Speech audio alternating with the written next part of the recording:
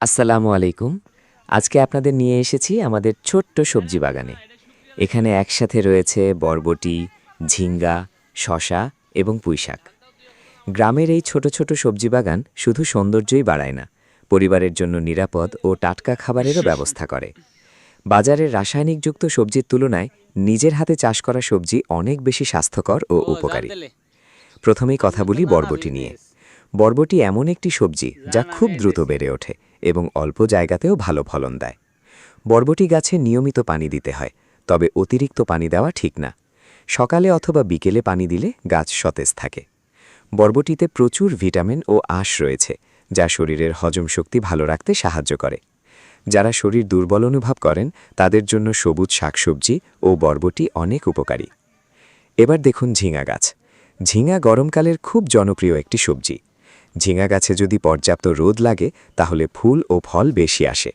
অনেকেই জানেন না ঝিঙা শরীর ঠান্ডা রাখতে সাহায্য করে। গরমের সময় ঝিঙা খেলে শরীর সতেজ থাকে। এছাড়া এতে পানির পরিমাণ বেশি থাকায় শরীরের পানি শূন্যতা কমাতে সাহায্য করে। ঝিঙ্গা গাছের গোড়ায় মাঝে মাঝে শুকনো পাতা বা জৈব সার দিলে গাছ দ্রুত বড় হয়। এখন কথা বলি শসা নিয়ে। শসা শুধু সালাদ হিসেবেই নয়, শরীরের জন্য অনেক উপকারী। গরমে শসা খেলে শরীর ঠান্ডা থাকে এবং ত্বক সতেজ থাকে। শসা গাছের জন্য সবচেয়ে গুরুত্বপূর্ণ হল নিয়মিত পানি এবং পর্যাপ্ত রোদ। তবে খুব বেশি পানি জমে থাকলে গাছ নষ্ট হতে পারে, তাই মাটি যেন ঝুরঝুরে থাকে সেদিকে খেয়াল রাখতে হবে। শসা গাছে যখন ফুল আসে তখন গাছের যত্ন আরও বাড়াতে হয়। চাইলে প্রাকৃতিকভাবে ডিমের খোসা গুঁড়ো করে গাছের গোড়ায় দিতে পারেন, এতে গাছ শক্তিশালী হয়।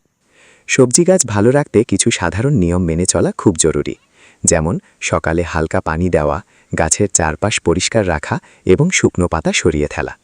রাসায়নিক সার কম ব্যবহার করে জৈব সার ব্যবহার করলে সবজি স্বাস্থ্যকর হয়। রান্নাঘরে সবজির খোসা, শুকনো পাতা কিংবা গোবর সার ব্যবহার করলে গাছ অনেক ভালো থাকে।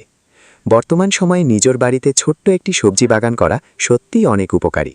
এতে খরচ কমে, স্বাস্থ্য ভালো থাকে এবং পরিবারের সবাই নিরাপদ খাবার খেতে পারে। পাশাপাশি গাছের যত্ন নিলে মনও ভালো থাকে। সকালে ঘুম থেকে উঠে সবুজ গাছ দেখলে আলাদা এক শান্তি লাগে।